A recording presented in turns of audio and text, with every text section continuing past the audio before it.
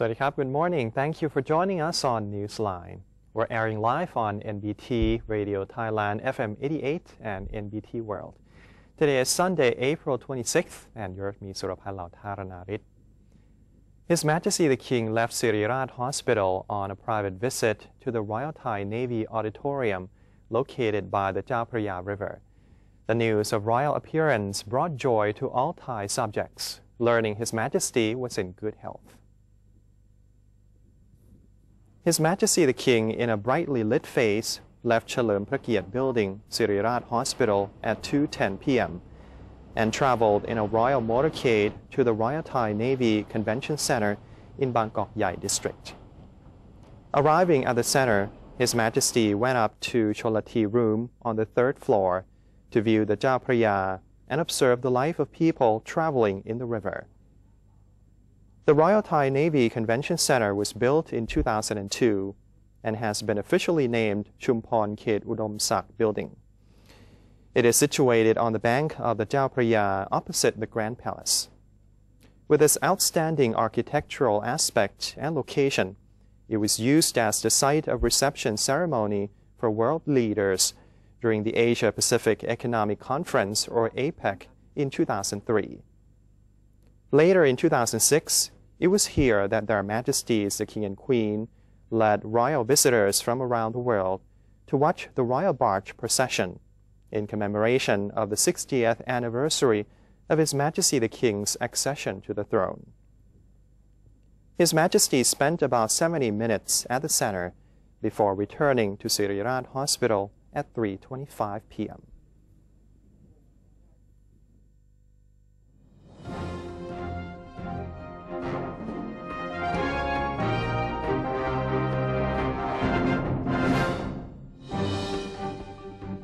And now, welcome to today's segment of Thailand Moves Forward.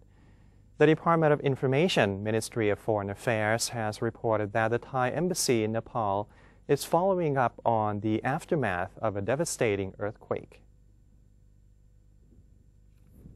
According to the Ministry of Foreign Affairs, the Thai Embassy in Nepal is trying to locate Thai people living or journeying in Nepal following a massive 7.5 magnitude earthquake yesterday afternoon. The quake, centered 80 miles from Kathmandu, reportedly killed hundreds of people in Nepal's capital city. Thai nationals who have registered with the Thai Embassy in Nepal number around 100. The embassy is trying to contact all of them. Those seeking emergency help can call the embassy at any time. Rescuers and residents on Saturday started the desperate search for people trapped amongst the rubble after a powerful earthquake struck Nepal, killing hundreds. The death toll for the earthquake now has risen past 1,500, a home ministry official has said, of which 630 were in the Kathmandu Valley, that is the most heavily populated part of the Himalayan region. The magnitude 7.9 earthquake struck Nepal and sent tremors through northern India, toppling a 19th century tower in the Nepalese capital Kathmandu and triggering a fatal avalanche on Mount Everest. There were reports of devastation in outlying areas of the Himalayan country after the quake struck, its epicenter 50 miles east of Nepal's second-largest city, Pokhara. The worst quake to hit the impoverished Himalayan nation in 81 years also caused damage in neighboring Indian states and Bangladesh.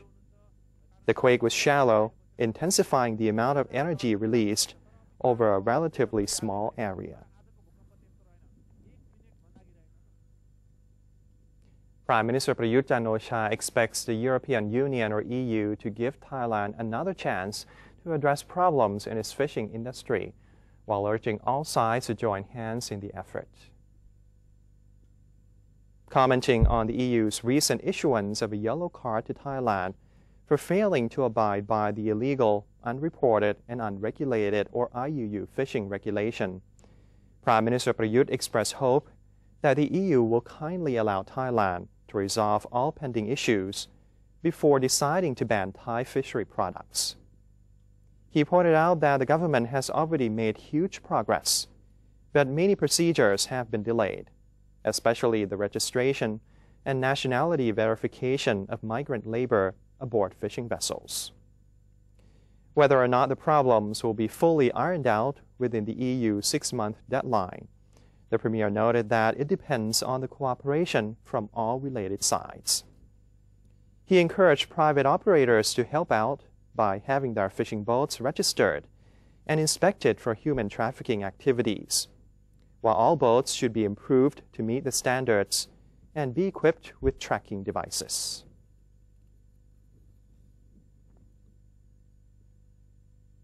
Prime Minister Prayut Chan-o-cha says the government has reclaimed more than 35 million rai of illegally owned forest areas.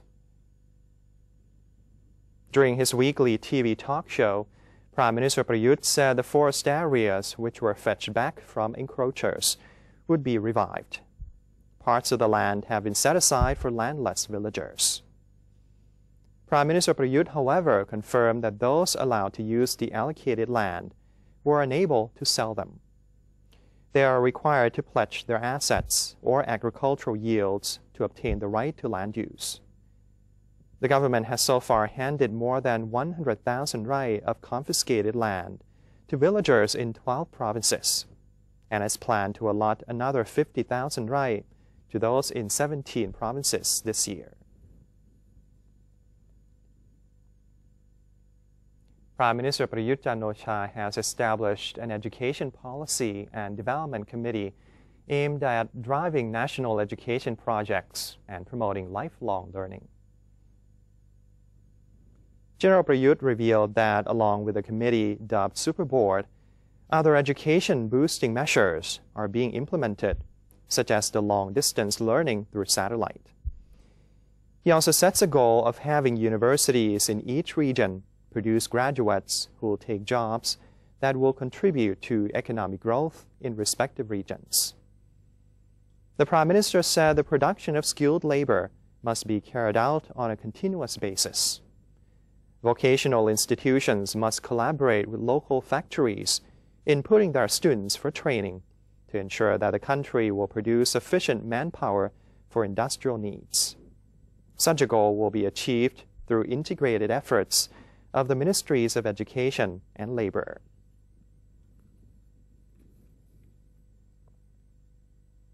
Prime Minister Prayut Chan-o-cha is scheduled to attend the 26th ASEAN Summit 2015 on Tuesday in Kuala Lumpur and Langkawi in Malaysia. General Prayut plans to use the opportunity to propel the completion of ASEAN community integration toward the people-centered region. He will show Thailand's support for connectivity in all respects, especially the development of cross-border trade and special economic zones, in parallel with the improvement in the agricultural sector. Meanwhile, he said ASEAN must also prepare for some negative impact caused by comprehensive connectivity and new forms of threat. Government spokesman Yongyut Mayalab held a news conference on the meeting between Vice Chairman of the Central Military Commission of China, Su Chi-liang, and Thai Prime Minister Prayut Chan-o-cha. General Prayut welcomed the Deputy Chairman to Thailand and thanked China for understanding the Thai political situation. The Thai Prime Minister also emphasized the relations between Thailand and China in all dimensions, and said Thailand welcomed Chinese tourists. He assured that the Thai government would ensure maximum security for all of them. According to the spokesman, the deputy chairman expressed his confidence that Thailand would be able to adhere to his roadmap and reduce national conflicts for long-term stability. Information and Communication Technology Minister Pornchai Rujiprapha expressed his satisfaction with the 6-month performance of the ministry under General Prayut's administration in order to support the development of the digital economy in Thailand. The ministry has launched a set of new laws, both those that directly drive the digital economy and others that support it. These laws include an electronic transactions law, data protection law, and cybersecurity law. They are now waiting for enactment. Various committees were also established for this particular purposes. For example, the National Broadband Committee and the Committee of E-Trade Promotion. They had input in formulating plans for the digital economy for the whole country. The Ministry of Natural Resources and Environment has presented its accomplishments over the past 6 months to the public, concentrating on solving various environmental problems in society. General Dapong Ratanasuwan, Minister of Natural Resources and Environment, presided at the session to deliver the ministry's 6-month progress report. He said one of the major tasks was the resolution of the smoke haze situation in the northern region early this year, which posed serious dangers to residents' health and disrupted air traffic due to poor visibility. Other duties included the formulation of a strategy on the management of garbage and hazardous waste, land allocation to the poor and the landless, prevention and suppression of forest encroachment, issuance of permits for proper use of forest land, eradication of the illegal logging of Siamese rosewood and other rare wood species, and introduction of 13 mobile applications publicizing information on natural resources and environment.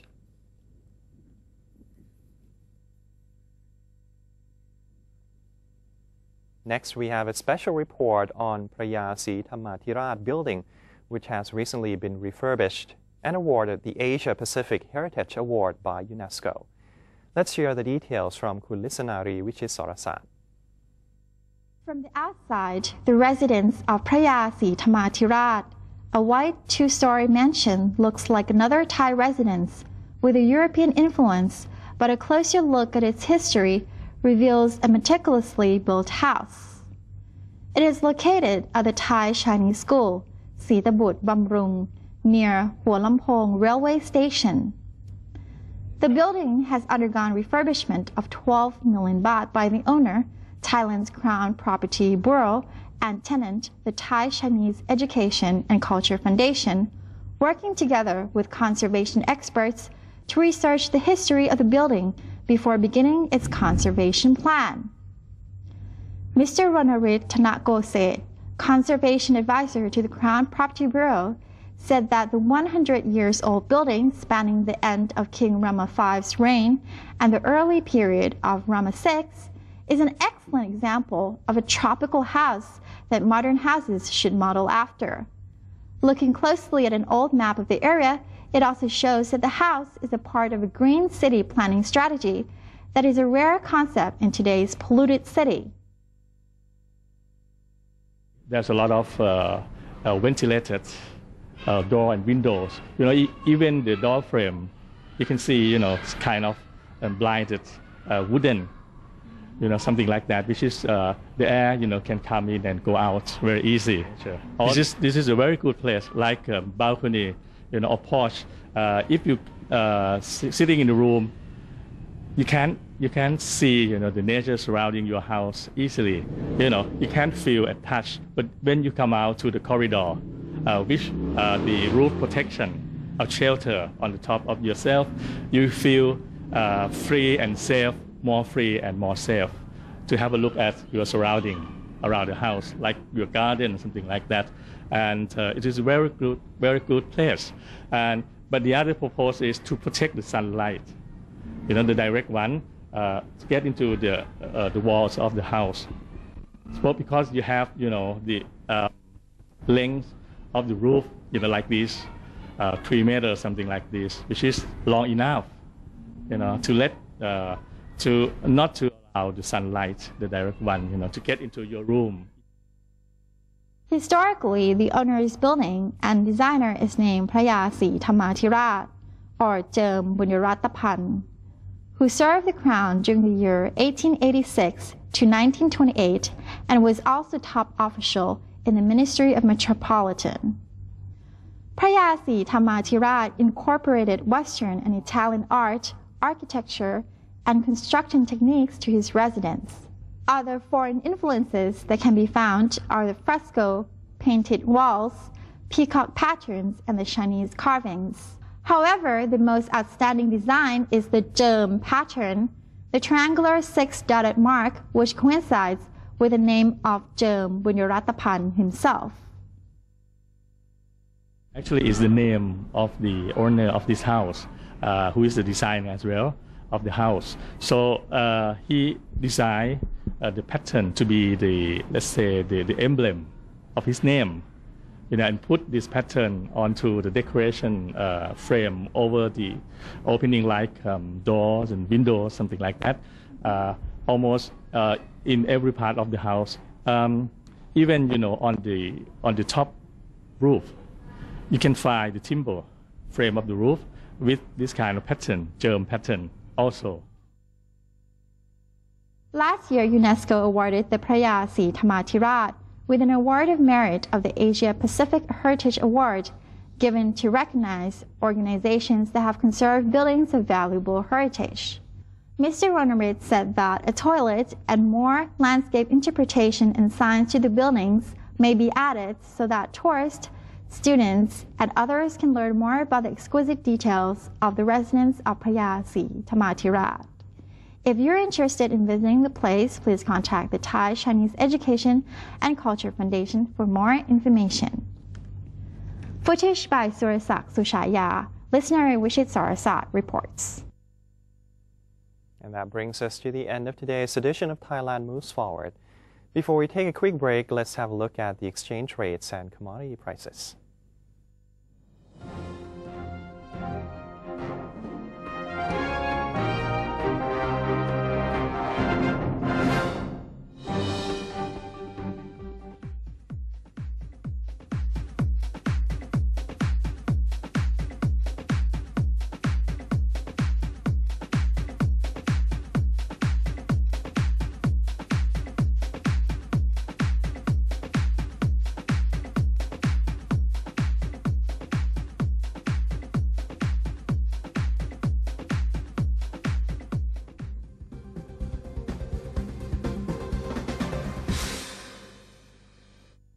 To maintain a strong nation, Thailand is promoting 12 core values for the good of the people.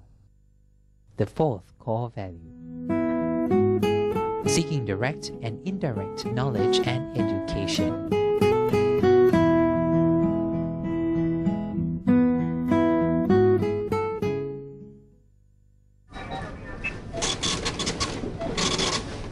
How could you do that to me? Stop it! Huh? Don't you get it? I don't need you anymore. Enough! We're through. There's someone else in my life. Say no to the past. Bring your own bag. Say no to plastic.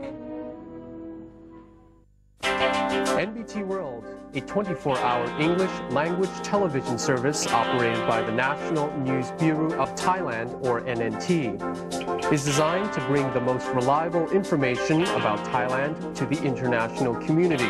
NBT World is available on various platforms, including via C-band set-top boxes, GMMZ Channel 202, PSI Channel 272, and a live stream on thainews.prd.go.th/newsing. You can also follow us on facebook.com/NNT News or download the PRD News EN application on your smartphones. NBT World, a vision of Thailand.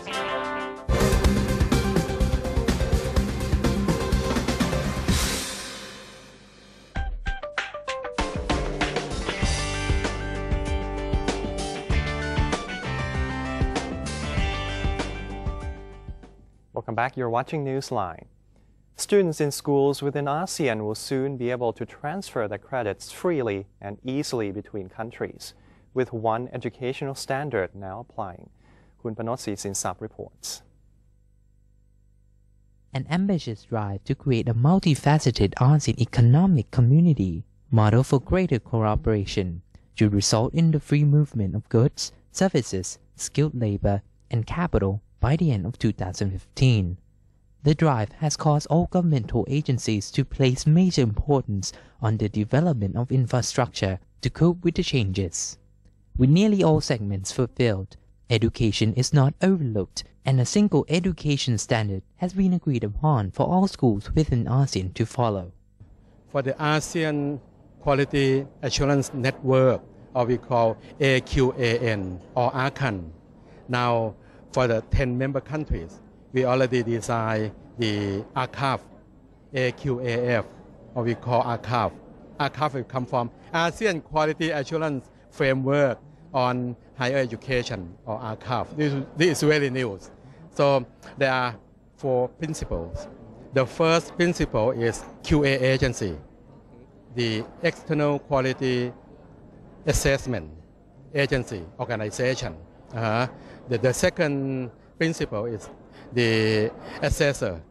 The third one is the Internal Quality Assurance, or IQA. And the fourth one is the National Qualification Framework, or NQF. I think these 4 principles is all different from 10 member countries because of the diversity of the university, of the educational institution. So we have to find the harmonization from our 10 member countries and how fit with our Thai education. I think up till now, I think Thailand is meet the standard. We start implement. I think the next year we're going to go to the detail of each principle. Even with the framework being in place now, credits will not be transferable until after the integration of the ASEAN community. You know, we plan next year, but might be after to be the ASEAN community, maybe a little bit late, maybe after 6 months. But now we start that 4 principles already. Through these adjustments, parents looking to work in foreign countries or who decide to relocate may do so more readily than before, knowing that their child's credits are able to be fully transferred to any member country within the region, following integration into the ASEAN community. But not Season Sub in BT World.